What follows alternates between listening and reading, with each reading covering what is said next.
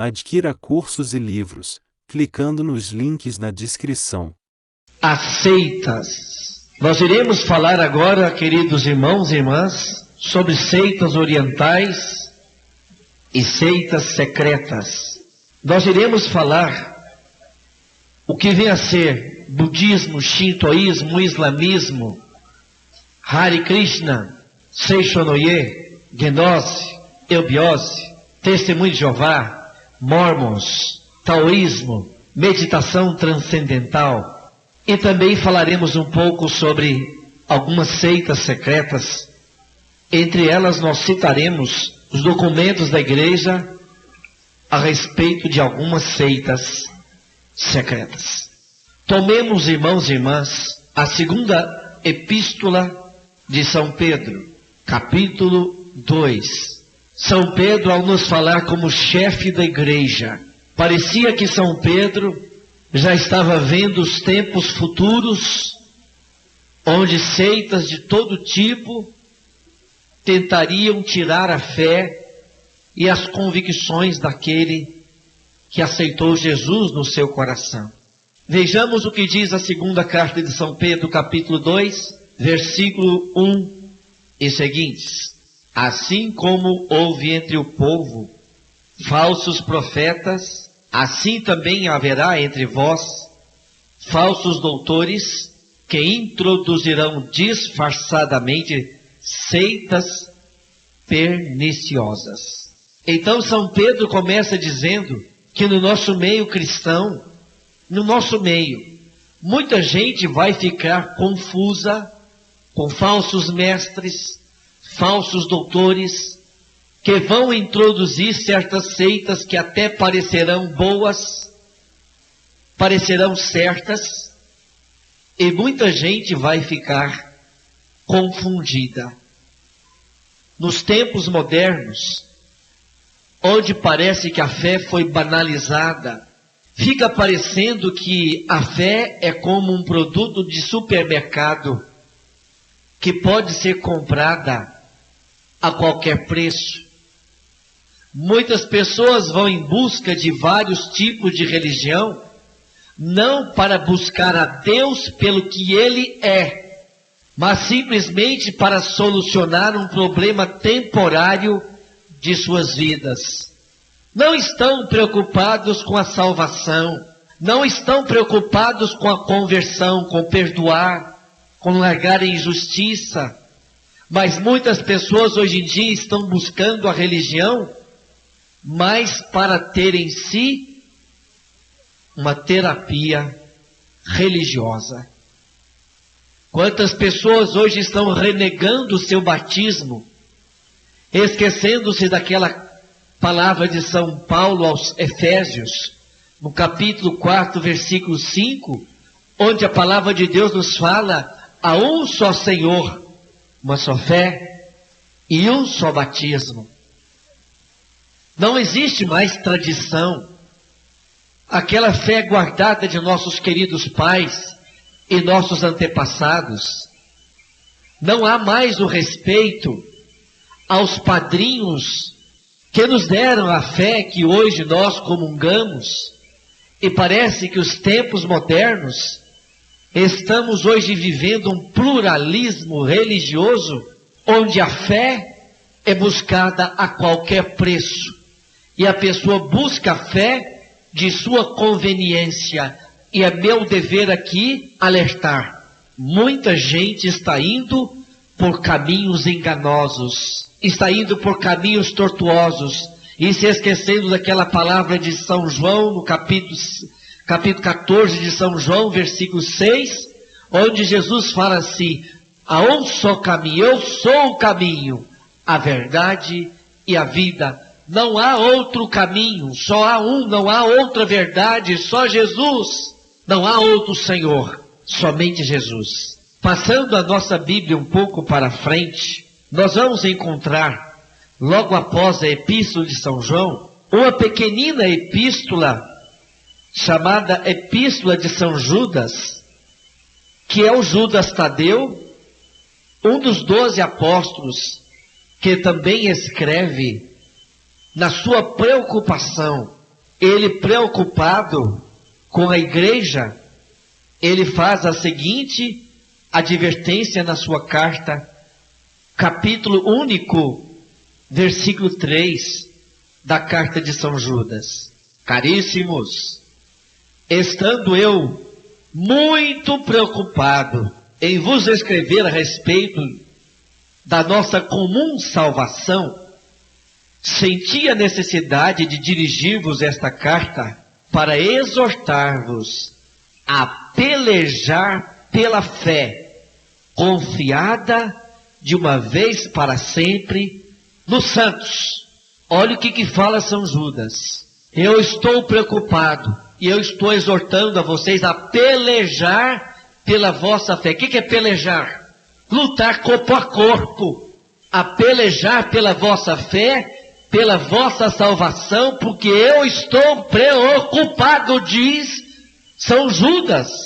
Ou seja, a fé depositada em nosso coração não veio de uma doutrina criada por homens. A nossa fé está arraigada na fé apostólica dos santos apóstolos. O fundamento onde se baseia, onde se alicerça a nossa fé, são os apóstolos. A nossa fé não vem de rudimentos humanos. A nossa fé não foi inventada por pessoas. A nossa fé não veio por invenção de homens, mas a nossa fé está alicerçada no sangue dos apóstolos, nos milhares e milhares de documentos que contém o Vaticano, de sangue dos mártires, que deram sua vida, que misturaram o seu sangue com as arenas dos leões da Via Ápia, crucificados em Roma. A nossa fé não é uma fé inventada, mas uma fé de 2000 anos, alicerçada no sangue de Cristo e dos apóstolos. Ninguém morre por algo que não crê.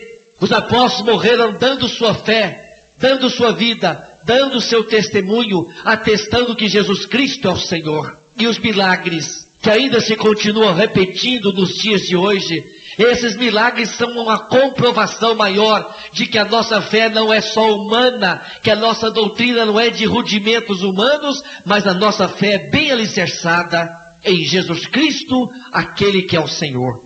E diz ainda no versículo 4, olha o que São Judas fala: pois certos homens ímpios se introduzirão furtivamente entre nós, os quais desde muito tempo estão destinados para este julgamento. Eles transformam em dissolução a graça de nosso Deus. E olha, isso aqui é importantíssimo.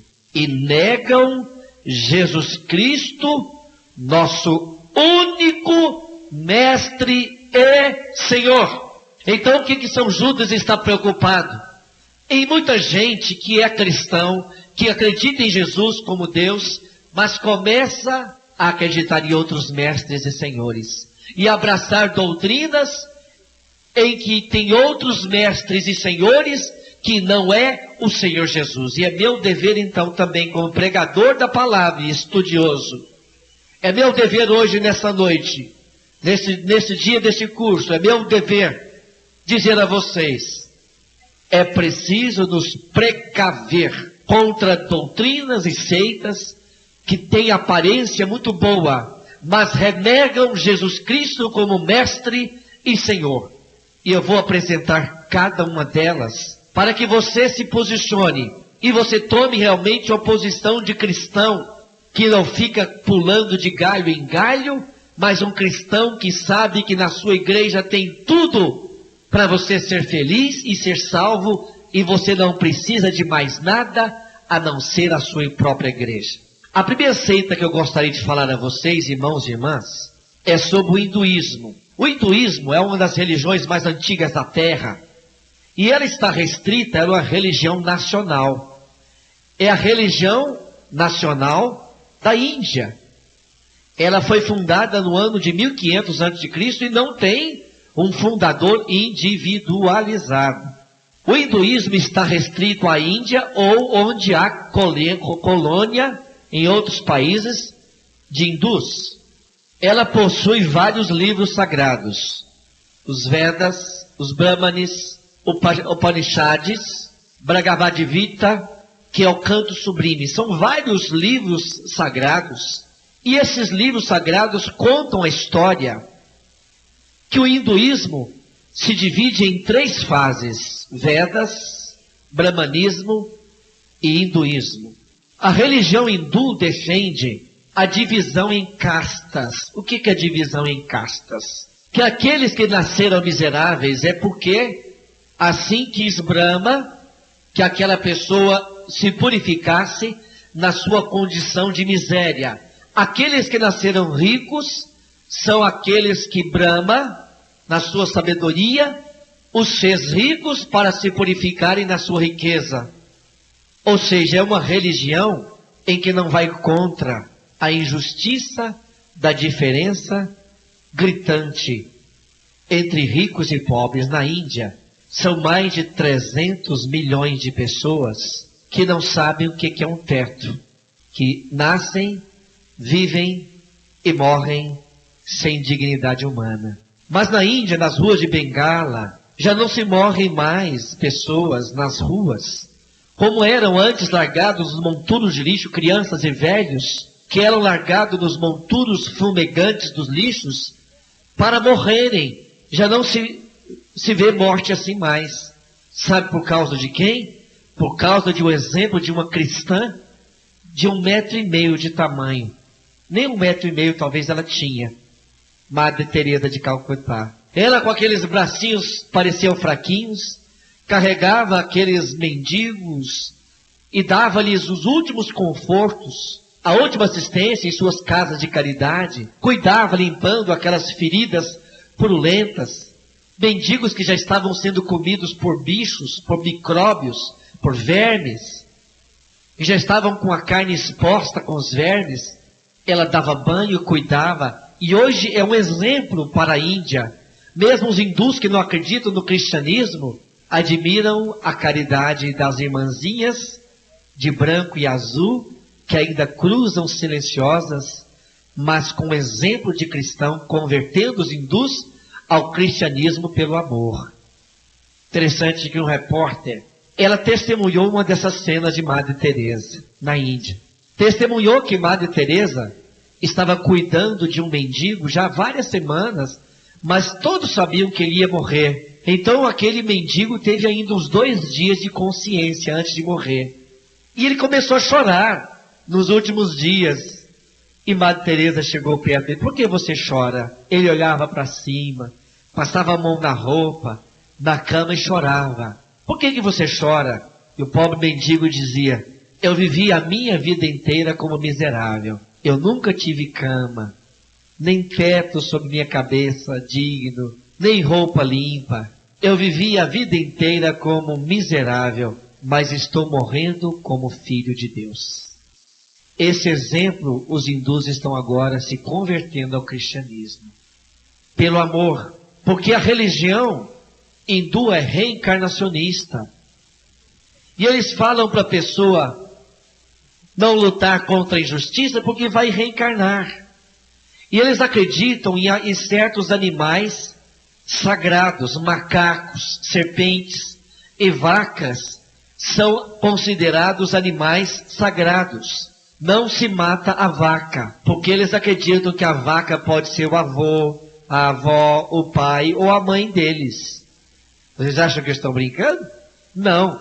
Para o hindu, a vaca é o último estágio da alma antes de entrar no nirvana, que é o último estágio antes de entrar para o céu. Então eles acreditam que nas vacas estão os seus antepassados que reencarnaram, e as vacas são o último estágio para uma reencarnação feliz antes de entrar no nirvana. E me admira muito que cristão ainda acredite no hinduísmo. Budismo. Fundador Siddhartha Gautama, é uma religião fundada no século VI a.C., por um príncipe do Nepal, que vendo, ele havia vivido uma vida completamente no mordomia. Um dia, ele resolveu buscar o sentido maior da vida. Peregrinou até encontrar a suprema sabedoria, assim fala o budismo. O budismo se desenvolve hoje no mundo todo. E esse príncipe Siddhartha Gautama, que é o Buda, Ele casou-se e teve uma vida feliz que não satisfez. Ao peregrinar, ele encontrou a sabedoria e encontrou os 4 princípios sagrados da sabedoria, segundo ele. Os 4 princípios: a dor, a origem da dor, a supressão da dor e o caminho que leva ao desejo. Para o budismo, a sabedoria está no perfeito equilíbrio. Nenhum mal e nenhum bem. Nem sentir raiva e nem sentir completamente um amor profundo. É estar no meio, como se fosse em cima do muro. Possui 8 regras de vida: fé pura, vontade pura, palavra pura, ação pura, meios de existência pura, memória pura, meditação pura. O culto do budismo é um ateísmo, não acredita em nenhum Deus, mas em vários deuses. E para eles, Buda é Deus. E Buda, ele quis viver e ele fez questão de que ninguém acreditasse que ele fosse Deus. Mas os seus seguidores deificaram a figura de Siddhartha Gautama. Segundo os seus adeptos, Buda entrou no Nirvana. E atualmente o budismo atual, ele foi completamente deturpado dos seus princípios de Buda, de Siddhartha Gautama, que era um homem sábio. E os adeptos do budismo acreditam que a divindade Buda habita em um homem chamado Dalai Lama, que seria a reencarnação de Siddhartha Gautama ou de Buda. Existem várias variações do Buda, o Zen budismo, cuja variação principal consiste na meditação sem objetivo, ou seja, a pessoa meditar e ficar sem pensar em nada. Esse é o maior princípio do Zen budismo. Eu estou dando aqui apenas princípios gerais do budismo, já que o estudo dele gastaria muito tempo.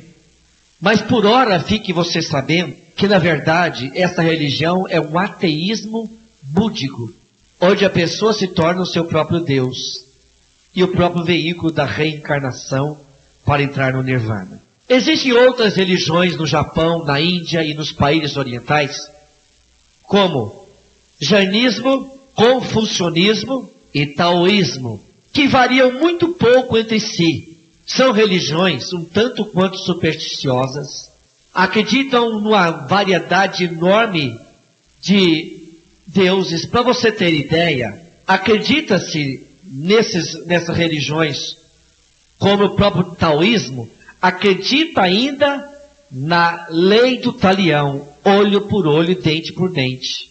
Creem na força da juventude, na fonte da juventude, adoram dragões, ratos e as cobras, creem em diabos e em várias superstições. O shintoísmo, que é a religião oficial do Japão, é preciso que você saiba um pouco sobre o shintoísmo. O shintoísmo é um culto aos kami. O que é o kami? Os mortos. Eles têm um livro chamado Kajiri, que é o livro das antigas coisas. E tem também o Nahonji, que é as crônicas do Japão. Segundo essa doutrina do taoísmo, os mortos têm as mesmas necessidades dos vivos. Inclusive, oferecem-se alimentos e coisas nos túmulos. O mundo japonês é cheio de espíritos bons e maus. Tem várias divindades populares no taoísmo.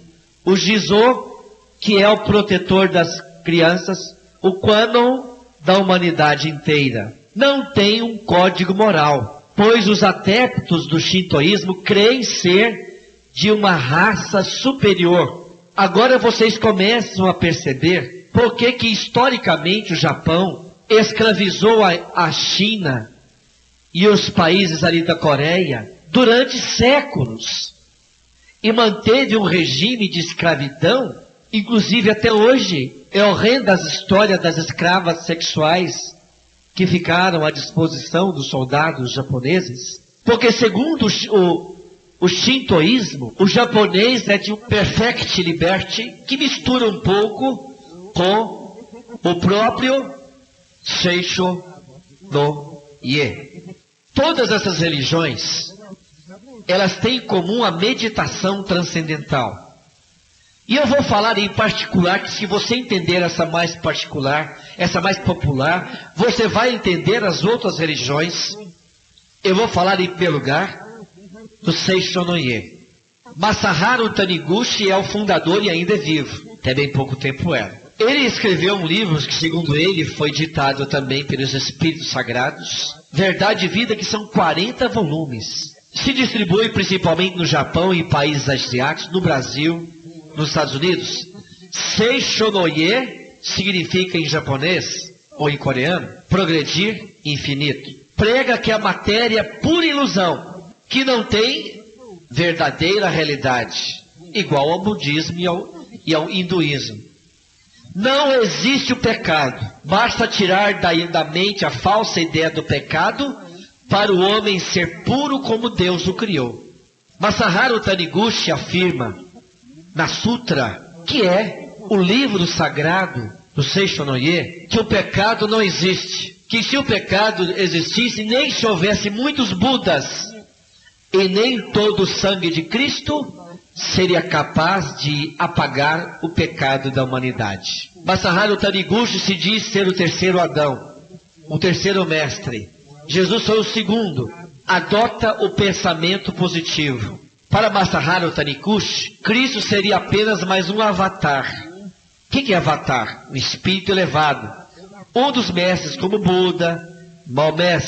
Nas igrejas não se encontram imagens, apenas uma inscrição em japonês que significa a presença real. O emblema principal do Seishonoye é o sol, do shintoísmo, e dentro dele uma lua, o budismo, e dentro dela a cruz suástica, representando o cristianismo. A Seishonoye pretende ser a fusão dessas três religiões: cristianismo, shintoísmo e budismo. Acredita na reencarnação, assim como o hinduísmo e budismo, e professa a lei do karma. Falemos um pouco sobre os Mormons também. Mormons, ou Igreja dos Cristãos dos Santos dos Últimos Dias. Foi fundado por Joseph Smith em 1827, e alguns dizem em 1829. Diz ele que teve a visão de um anjo, Moroni, que anunciou que ele deveria descobrir 2 placas de ouro que continha a verdadeira história de Deus e a história das Américas. E ele recebeu desses anjos, olha como é que é bem imaginativo, recebeu 2 pedras, Urim e Tumim. E com essas 2 pedras, que depois ninguém viu elas, o anjo levou essas pedras para o céu, e ninguém nunca viu essas placas de ouro, que continha a doutrina do anjo Moroni, que segundo o qual ditou para ele o livro dos Mormons, que é um livro complicado, que para eles está acima da Bíblia. Eles acreditam na Bíblia? Sim, mas acima da Bíblia, eles acreditam nesse tal livro dos Mormons. Após ter publicado o livro dos Mormons em 1929, Joseph Smith, que ele diz ser o terceiro Adão, o grande mestre, e começou nos Estados Unidos, no século XIX, a disseminar as suas ideias através dos seus livros, e começou a conseguir muitos adeptos e a formar comunidades fechadas, a tal ponto que ele conseguiu formar um exército próprio e uma cidade só dele, só dos Mormons. E nessa cidade, Joseph Smith adotou o casamento celeste. Sabe o que é casamento celeste? A poligamia. O homem tem direito a escolher quantas mulheres quiser.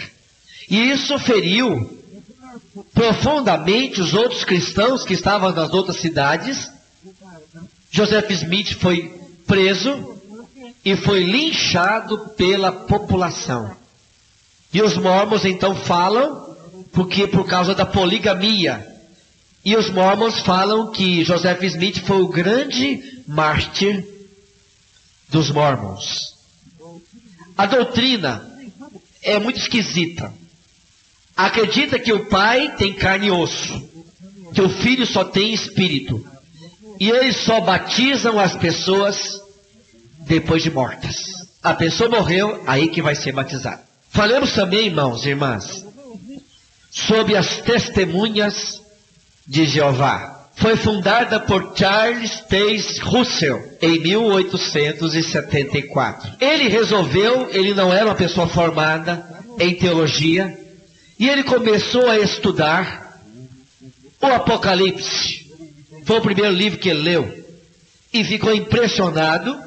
Através de uma leitura fundamentalista, ele começou a pesquisar o capítulo que fala, o capítulo 7º da Bíblia, e outros também, que fala sobre a última batalha, o 12 também fala, a batalha de Armagedon. Lá no Antigo Testamento ele encontrou uma inscrição de que o rei Nabucodonosor, a partir do rei Nabucodonosor, no ano 606, é que começou a ser contados os anos. E lá havia algumas profecias do livro de Daniel, em que dizia que passaria vários anos até que viesse o grande 7º milênio da humanidade, onde viria o julgamento final das nações. Ele fez as suas contas na sua matemática e chegou à conclusão que o fim do mundo se daria no ano de 1914.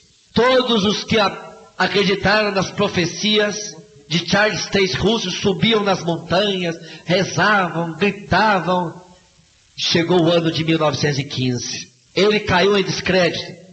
Ele refez as contas e chegou à conclusão que, devido a 4 anos que se perdeu na contagem dos anos, que o fim do mundo seria em 1918. Só que ele não viu o fim do mundo em 1918 porque morreu 2 anos antes. E ele não passou por essa vergonha de ter visto suas previsões errarem. Depois, o seu seguidor, o seu sucessor, disse que o mundo terminaria em 1925. Errou. Depois, 1968. Errou. E depois o sucessor disse que acabaria em 1975. E acabou mesmo o mundo para ele, porque morreu também. Como é a doutrina das testemunhas de Jeová? As testemunhas de Jeová não é uma religião protestante. É uma seita com erros graves. Quais são os erros graves das testemunhas de Jeová? Primeiro, não acredita na Santíssima Trindade. Fala que Deus é Jeová, numa tradução errônea da palavra Yahvé da Bíblia. Em Deus não há 3 pessoas. Jesus é a primeira criatura humana de Jeová. E ele era o arcanjo Miguel que recebeu um corpo. E também não acredita e não aceita a transfusão de sangue. Porque segundo aquela leitura de Gênesis 7, eles acreditam que a alma está no sangue. E nós sabemos que em 1 Tessalonicenses 5:23, que a alma é o princípio pneumatológico do homem, é o princípio intrínseco do ser humano, que está acima do ser humano, é o próprio ser humano, está em todo o ser humano, é o princípio fundamental, é o sopro divino, que não está apenas no sangue, mas está no ser completo da pessoa, que vem de Deus e volta para Deus. Essa é a explicação teológica sobre a alma. Que a alma não está apenas no sangue, mas está no ser completo, como nos ensina também o ensino paulino em 1 Tessalonicenses 5:23. A alma está em nós completamente. Por que eles não aceitam a transfusão de sangue? Porque se alguém te dá um sangue, vai passar uma outra alma para você. E você vai estar perdendo sua alma. Que absurdo! Mas em nome desse absurdo, mortes já aconteceram. A Bíblia dos Testemunhos de Jeová contém erros doutrinais graves e colocados erros lá propositadamente. Não acreditam na ressurreição. Acredita que no fim dos tempos nosso corpo vai ser transformado. Mas não acredita na ressurreição. E falam que Jesus não ressuscitou. Que quando Jesus morreu na cruz, Deus fez suscitar um espírito que deu vida a Jesus. Mas Jesus na cruz falhou. Morreu falhando na sua missão. A Bíblia deles tem erros. E eles acreditam que todas as outras religiões são diabólicas. E falam que a Igreja Católica, assim como também professa a Adventista de sétimo dia, fala que a Igreja Católica é a besta do Apocalipse, é a prostituta de Roma, é a Igreja Católica. Falemos também, irmãos e irmãs, da meditação transcendental. É um exercício que os indianos fazem para conseguir paz e felicidade. Para eles, a meditação transcendental é um fechar-se em si mesmo a tal ponto que você fique com a percepção vazia. O que é isso? A meditação transcendental é você fazer uma meditação com exercícios a tal ponto que você entra dentro de si mesmo. A meditação transcendental é um fechar em si mesmo. E a oração cristã não é um fechar em si mesmo. A oração cristã é um abrir-se a Deus. E quando eu olho para Deus, Deus me cura de minhas misérias. À medida que eu contemplo a Deus, eu vejo que eu sou filho de Deus, que eu posso me elevar a Deus. A minha oração cristã é diferente. Não é um fechar-se em si mesmo, não é um fechar na miséria humana, mas é um abrir-se à divindade, a Deus que me faz pleno, ao Espírito Santo que me faz casa de Deus, e não fechar em mim mesmo. Essa é a grande diferença entre a meditação católica e todas as meditações orientais. As meditações orientais fazem a pessoa fechar-se no individualismo. Eu me sentir bem comigo mesmo, pouco me importa o outro. Vocês estão entendendo o perigo que é a meditação oriental e a meditação transcendental para o cristão? A nossa meditação, eu olho para Deus para ver o irmão. A nossa meditação cristã é uma cruz. Eu me ligo a Deus na vertical para me unir aos irmãos na horizontal. Isso é lindo. Eu olho para Deus, amo a Deus.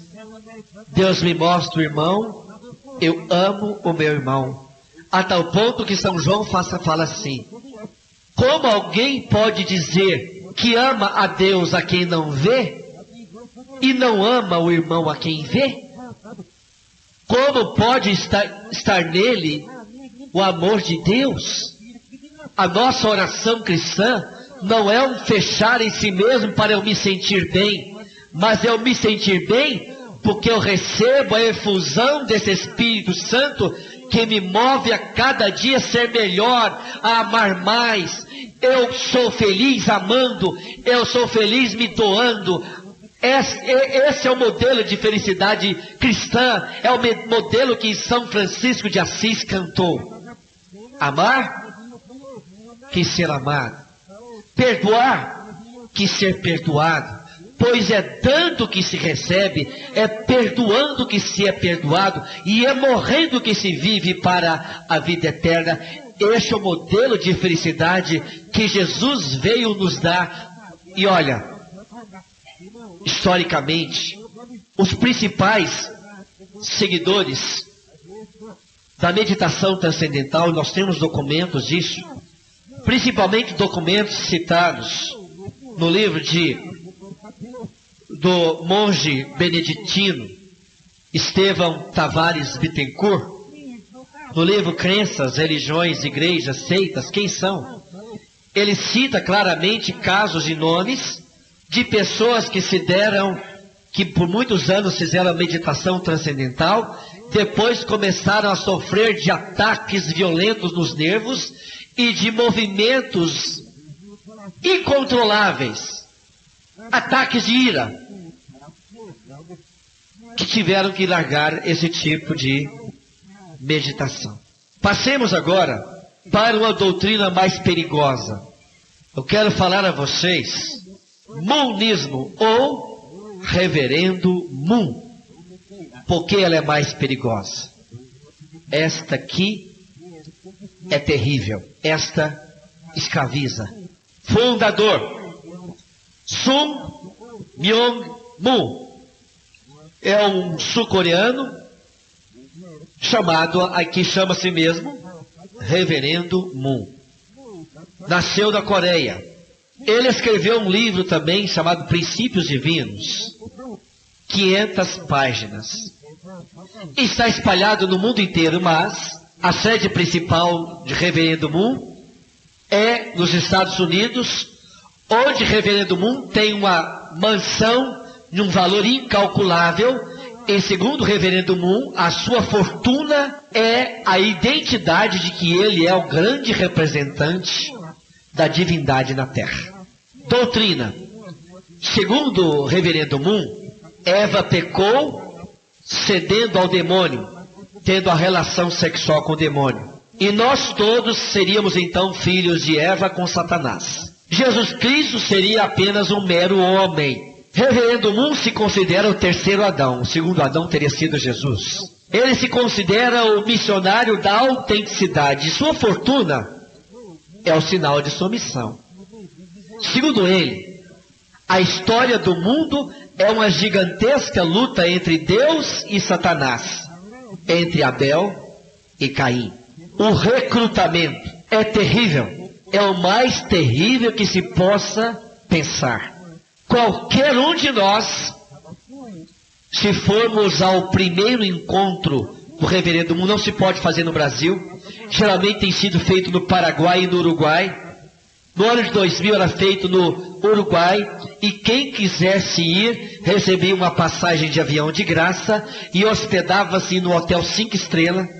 Sim, qualquer pessoa que for no primeiro encontro do Reverendo Moon, não vai ver nada de errado. São cantos até da renovação carismática lá dentro. A única coisa que você vê de armadilha é que lá eles batem demais numa tecla.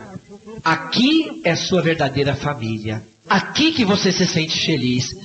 E é um encontro tão perfeito, com tanta mordomia, com tanta coisa material, com tanta fartura, em que a pessoa se sente no céu. Eles fazem de tudo para a pessoa se sentir como se estivesse no paraíso. E que ali seria sua verdadeira família. A pessoa volta para casa deslumbrado. Aí ele é convidado para um segundo encontro. Aí a coisa muda. A pessoa então é levada a se desligar naquele encontro completamente da família por um mês. A alimentação é só arroz e a base de pó ginseng e dopantes e tranquilizantes. A Associação para a Unificação do Cristianismo Mundial. Isso que se chama Reverendo Moon. A Associação para a Unificação do Cristianismo Mundial. Afirmam que vivem em comunidade, num ambiente acolhedor, simpático, alegre, cantam muito. Mas, meu irmão, a pessoa só dorme nesse segundo encontro só 4 horas por dia.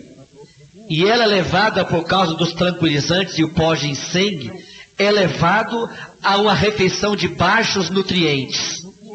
E com isso, a pessoa vai ficando cada vez mais sonolenta, a mente confusa, dopado. E sabe o que acontece, meu irmão? Sabe qual é o resultado? Verdadeiros fantoches.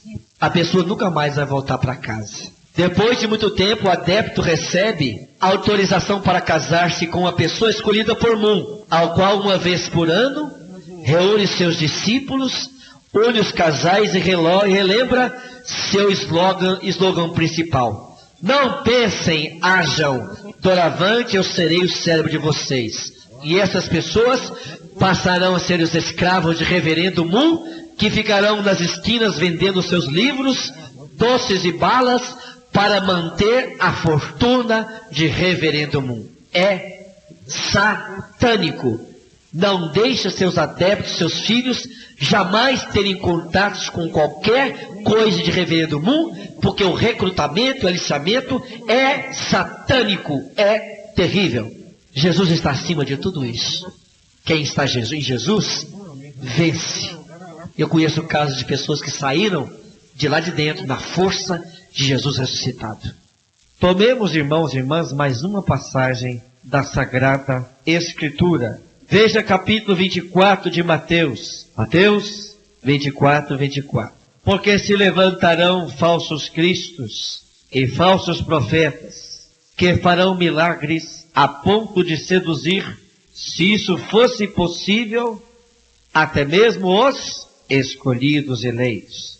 Segundo Timóteo capítulo 4, versículo 4 e seguintes. Veja o que diz a palavra de Deus. Eu te esconjuro em presença de Deus e de Jesus Cristo, que há de julgar os vivos e os mortos por sua aparição e por seu reino. Prega a palavra. Insiste, oportuna e importunamente. Repreende, ameaça, exorta com toda a paciência de instruir, porque virá o tempo em que os homens já não suportarão a sã doutrina da salvação. E está chegando esse tempo em que os homens parecem que já não estão suportando a sã doutrina da salvação. Ser católico não é fácil. Não é para qualquer um ser católico praticante. Não fique assustado se muita gente está pulando de galho e saindo da igreja, porque é muito fácil você participar de uma religião em que não obriga você a contar o pecado a um sacerdote ungido por Deus com a finalidade expressa de perdoar pecado. É muito fácil você participar de uma religião onde você não vai ao culto precisando ter santidade. Você pode participar da Santa Ceia sem confissão. É muito fácil você participar de uma religião onde o casamento não é indissolúvel. Por isso os homens, diz aqui, não suportarão a sã doutrina da salvação, e levados pelas próprias paixões e pelo prurido. O que é prurido? Comichão, coceira. É mais que coceira, é comichão. É aquela coceira que você tem que colocar a mão no ouvido e... Levado pelo prurido de escutar novidades. Ah, tem muita gente que acredita em novidade. Bíblia é um livro velho. Bíblia, o que é isso? Para que acreditar em Bíblia? Tem tanta tradução diferente. Bíblia é um livro escrito por homens, é um livro antiquado, difícil de ler. Você precisa de uma coisa mais moderna. Levados pelo prurido de escutar novidades, ajuntarão mestres para si e apartarão os ouvidos da verdade e se atirarão às fábulas. Mas olha o que diz São Paulo a Timóteo e a cada um de nós. Tu, porém, sê prudente em tudo, paciente no sofrimento. Catolicismo é a religião mais difícil de vivê-la, mas é a mais bonita, é a mais linda.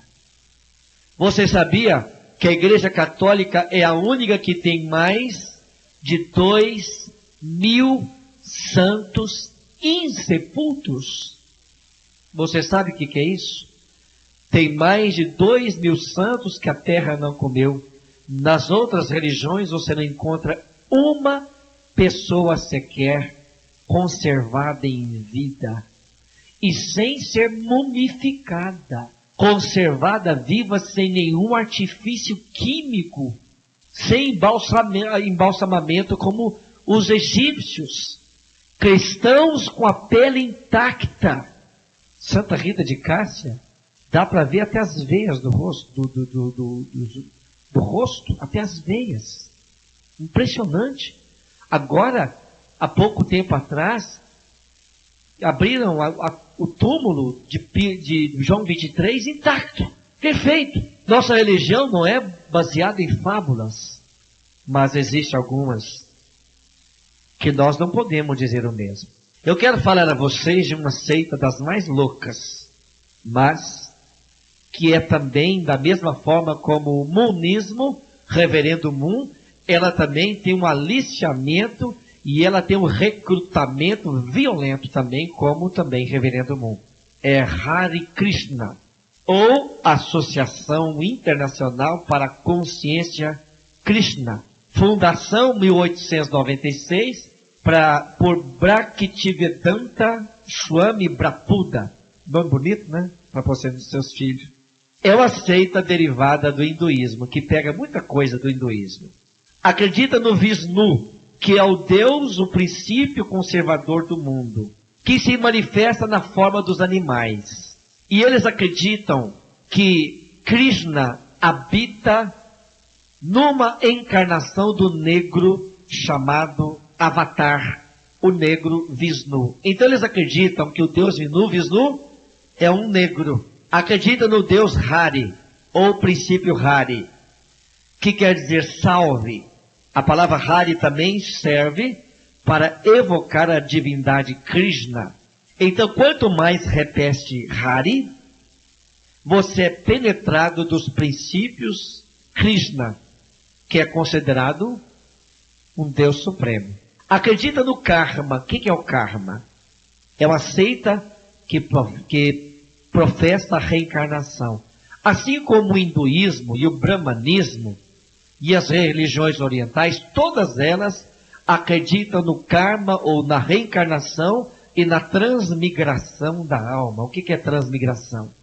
Que a alma humana também pode transmigrar e reencarnar em animais. É absurdo, não é?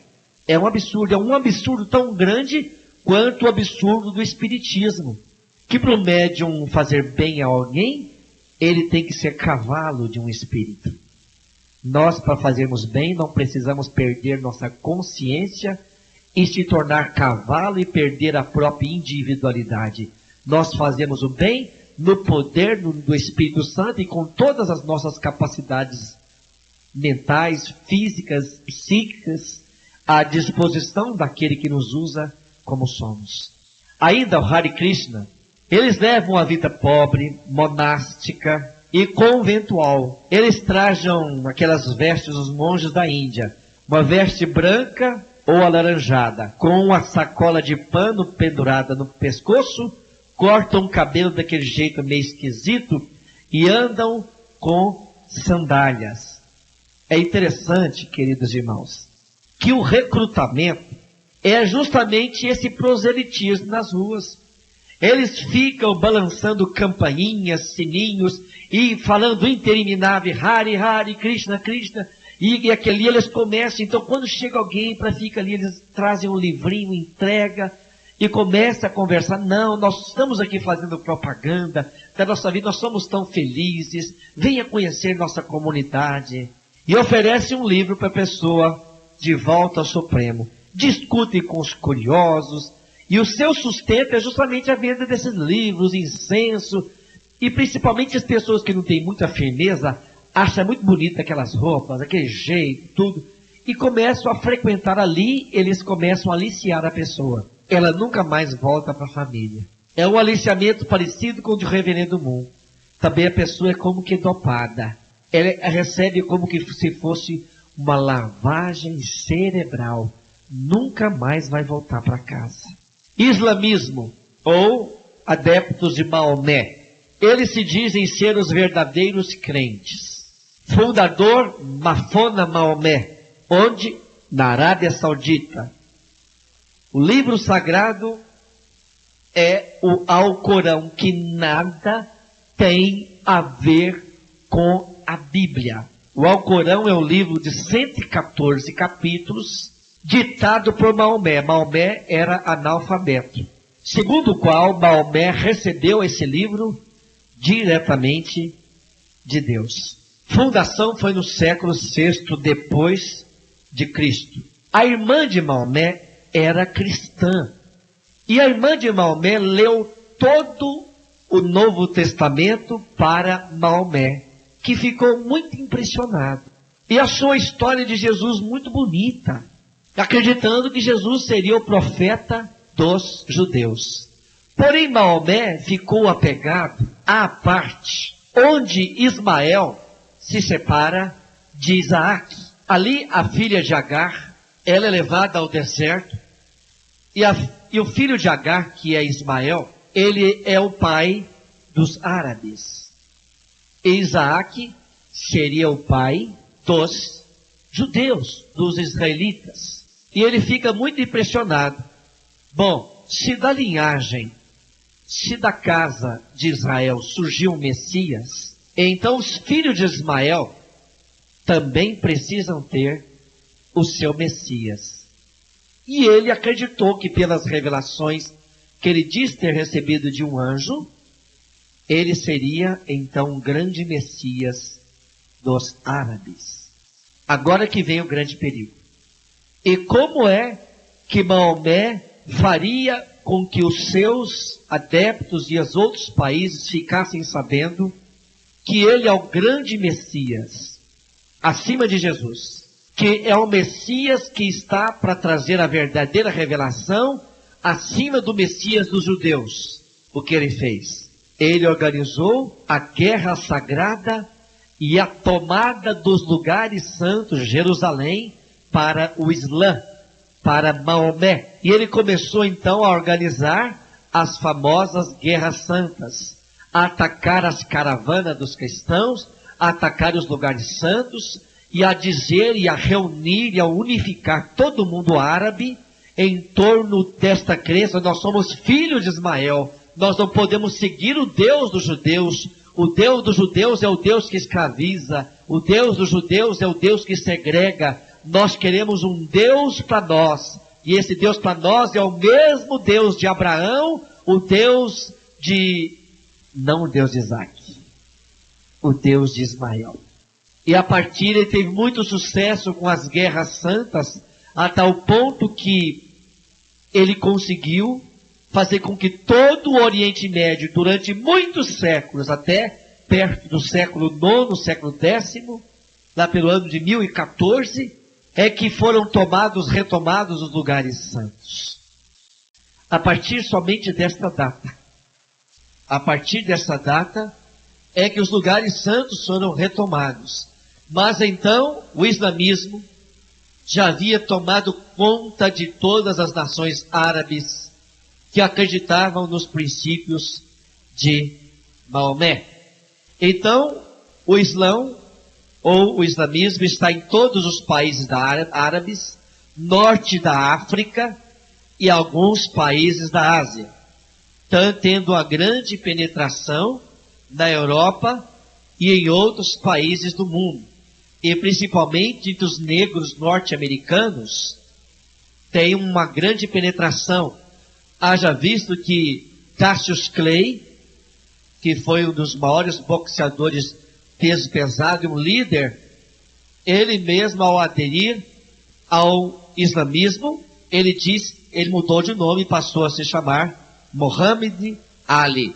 Deus, o que é Deus para Maomé? É um só, absoluto, tão poderoso que ordena tudo e chega a dizer que não há mais lugar para a liberdade do homem. É o fatalismo. Tudo acontece porque já estava escrito. Em consequência, não incentiva o progresso material do homem. Tudo já está escrito. O que tem que acontecer é destino. Ora, meu irmão, acima de tudo, Deus nos dá o livre-arbítrio. E o cristão não fala nunca a palavra destino. O destino que quis assim. Isso é paganismo. Você tem o livre-arbítrio. Você só tem um destino, o céu. Mas você pode escolher não ir para ele. Você escreve a sua história. Se você quiser ir para o inferno, Deus permite que você vá. Ele vai fazer de tudo para você voltar para ele. Roberto, mas Deus não sabe tudo? Sim, Deus sabe tudo. Deus vê tudo em todos os tempos agora. Mas esse Deus que vê tudo, todos os tempos agora, ele lhe dá a liberdade para não escolher vir para os braços dele. Embora ele queira tanto que você volte. E ele vai dar todas as oportunidades para que você se volte completamente para ele. O céu, inferno e juízo final, como é? Deus é o soberano juiz. Manda os bons para o céu. O que é o céu? É o jardim de Alá. Eles chamam Deus de Halá. Alá. Deus é o soberano juiz que manda os bons para o céu. O que é o céu? É um lugar de delícias, de bebidas que embriagam, de camas ricamente ornamentadas e virgens adolescentes apaixonadas. Até hoje, os teólogos do islamismo ainda não sabem se a mulher tem alma. Mas que tem mulher no céu, tem. À disposição dos prazeres sexuais dos homens. O islamismo é uma religião machista, só para homens. As mulheres são subjugadas e valem menos que os camelos. Sim? Guerra Santa. O que vem a ser a Guerra Santa? Quem morre em nome de Alá, numa Guerra Santa, vai direto para o céu, onde as virgens estão esperando ele. Para cada homem que morre na Guerra Santa, são 49 virgens. Cada uma mais bonita que a outra. Veja os absurdos, mas olhe em nome desses absurdos, veja o que é feito. A poligamia é permitida. O homem tem direito a 4 mulheres. Maomé teve 9. A mulher não tem direito algum. O divórcio é livre. Praticam a circuncisão. As bebidas alcoólicas são proibidas. Mas no céu tem bebida alcoólica. Mas as bebidas alcoólicas são proibidas. A mesquita é um lugar sagrado. Não há imagens, cadeiras para sentar, só tapetes. Tem instrumentos musicais? Não tem instrumentos musicais. Os fiéis prostram-se, e nessa prostração, quando não estão em Meca, que é a grande mesquita deles, onde está enterrado Maomé, eles rezam voltados para Meca, em qualquer lugar do mundo que estiverem. A sexta-feira é o domingo deles. Não é nem o sábado dos judeus, domingo dos cristãos, dos islamitas, os maometanos, é o sábado, que é o domingo deles. A sexta-feira é o domingo deles. Uma vez por mês, uma vez por ano, eles fazem um jejum de um mês.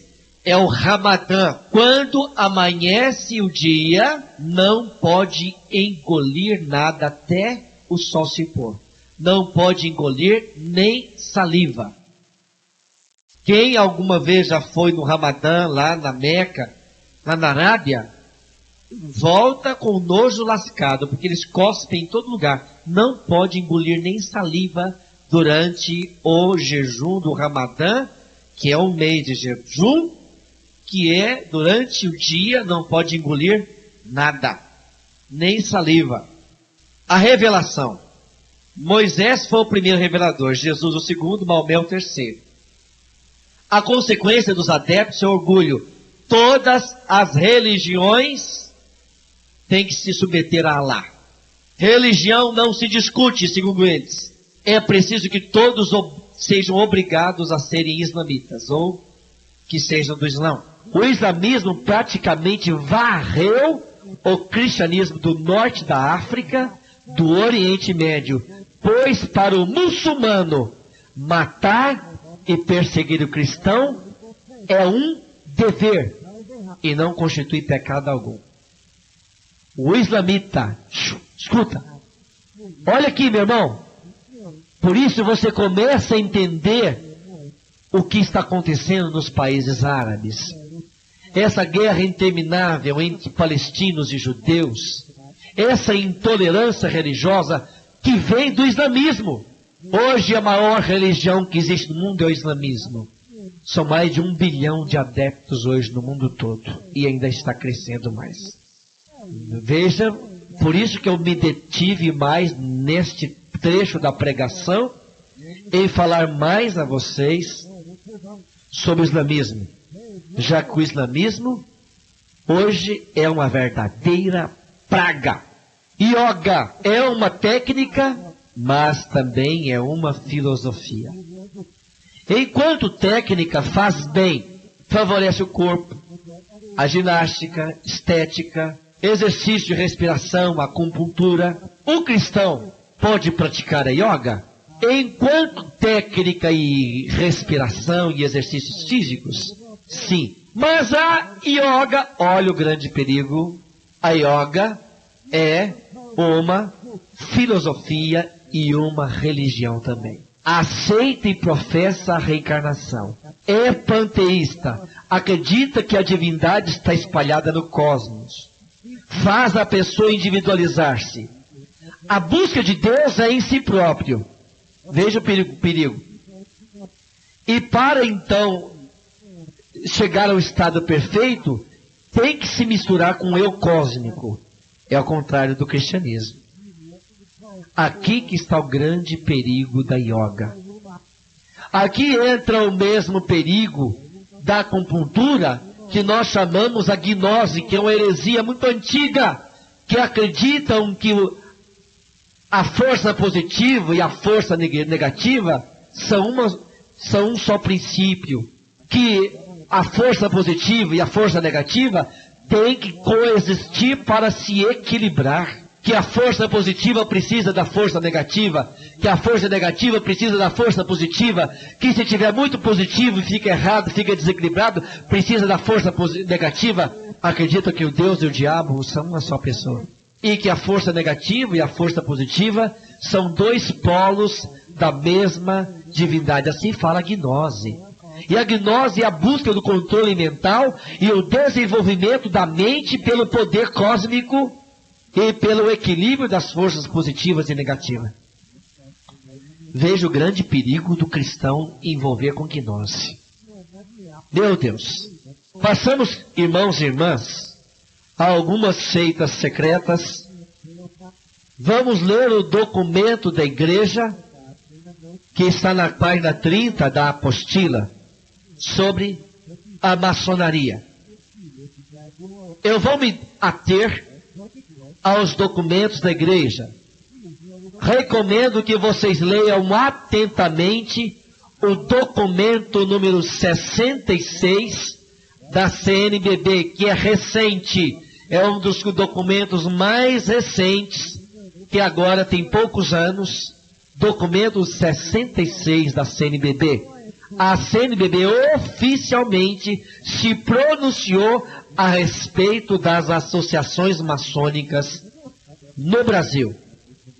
E nesse documento 66, repete-se essa recomendação que a igreja fala, o documento do dia 26 de novembro de 1983. Eu transcrevi o cânon número 1374 do Código de Direito Canônico da Igreja Católica. Olha o que eu tirei do Código de Direito Canônico. Quem se inscreve em alguma associação que maquina contra a igreja, seja punido com justa pena. E quem promove uma dessas associações, seja punido de interdito. Diante desse artigo constante do Código de Direito Canônico da Igreja Católica, entrava em vigor no mesmo dia em que entrou em vigor o novo Código Canônico, publicado pelo Observatório Romano, essa declaração oficial da Sagrada Congregação da Fé, órgão oficial da Igreja Católica a respeito de questões de fé. Declaração de dia 26 de novembro de 1983. Olha o que fala o documento. Foi perguntado se o parecer da igreja a respeito da maçonaria se mudou, pelo fato de que no novo Código de Direito Canônico, ela não vem expressamente mencionada como no código anterior. Veja bem, o código anterior dizia assim: toda associação secreta que maquina contra a igreja, se alguém se inscrever nela, está punido de interdito. Então muita gente começou a pensar assim: bom, no Código de Direito Canônico não vem expresso que é proibido inscrever em maçonaria. No Código de Direito Canônico não traz escrito que é proibido inscrever em maçonaria. Quando a Sagrada Congregação para a Doutrina da Fé viu que muito cristão, porque no código anterior vinha expressamente proibido que era proibido a inscrever na associação maçônica. Quando a Sagrada Congregação para a Doutrina da Fé, órgão máximo da Igreja Católica a respeito de fé, quando a Igreja Católica viu que muita gente ficava em dúvida se talvez a igreja estava agora sendo mais flexível, olha o que a igreja pronuncia oficialmente. Essa Sagrada Congregação quer responder que tal circunstância é devida a um critério relacional, ou seja, A igreja não quer simplesmente dizer que essas associações estão condenadas, que é um critério de relacionamento. A igreja tem que relacionar-se com todas as associações. A igreja aceita a cooperação da maçonaria em filantropia, em ajudar os pobres. Então a igreja está dizendo oficialmente que esse critério de não trazer especialmente no Código de Direito Canônico a palavra maçonaria é só um critério relacional. Mas diz assim: segundo também quanto às outras associações não mencionadas uma vez, que estão compreendidas em categorias mais amplas. Olha o que diz agora o documento. Permanece imutável o parecer negativo da igreja a respeito das associações maçônicas, pois os seus princípios foram sempre considerados inconciliáveis com a doutrina, e por isso permanece proibida a inscrição nelas.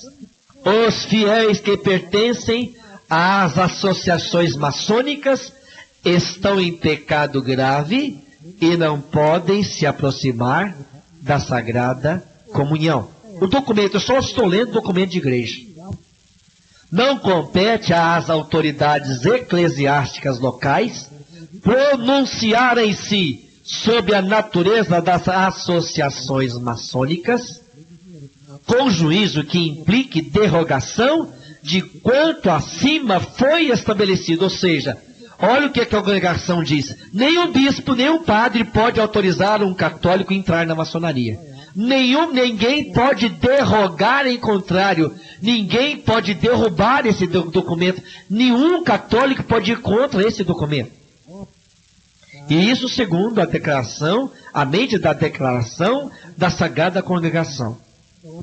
O Sumo Pontífice João Paulo II, durante a audiência concedida ao subscrito cardeal prefeito, aprovou a presente declaração, decidida na reunião ordinária dessa Sagrada Congregação, e ordenou a sua publicação. Quem ordenou a publicação desse documento sobre maçonaria, dizendo que aqueles que estão na maçonaria estão em pecado grave? Quem ordenou a publicação? João Paulo II. Roma, sede da Sagrada Congregação para a Doutrina da Fé, 26 de novembro de 1983. É preciso aqui que nós digamos que muitos maçons são boas pessoas, amorosos, honestos, justos, boas pessoas. E a igreja, no documento 66 da CNBB, ela não quer dizer que o maçom está completamente no inferno. Não. A igreja ama o maçom, mas é dever da igreja dizer que os princípios dentro da maçonaria são considerados inconciliáveis. Considerações importantes sobre o documento. O que está escrito está no livro de Dom Boaventura Kloppenburg, Edições Loyola, Igreja e Maçonaria.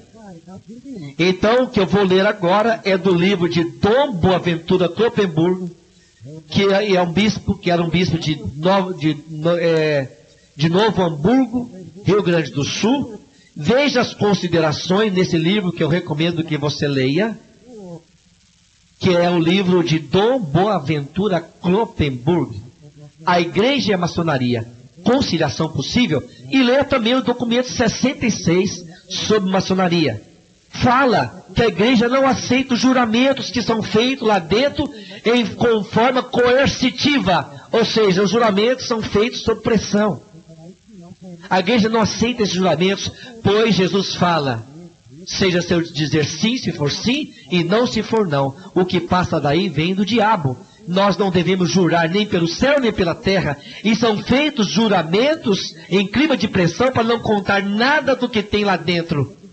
Ora, são segredos que se guardam. E eu gostaria que você então lesse esses livros. E também tem um outro livro de William Schneubelen. É um livro da editora Betânia, Do Outro Lado da Luz, que mostra o ocultismo. Esses livros eu recomendo a vocês. Eu apenas citei nessa pregação documentos oficiais da igreja a respeito da maçonaria.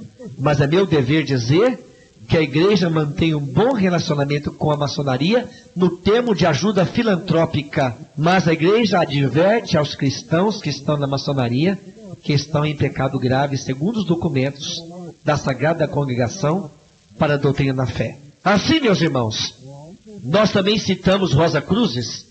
E a Rosa Cruz é uma seita secreta fundada por 33 maçons do grau 33. É uma religião que busca aprimorar a capacidade mental baseada na religião do Antigo Egito, na busca do poder mental baseado nas pirâmides. Então é uma religião que busca viver toda a religião antiga do Egito. Em resumo é isso.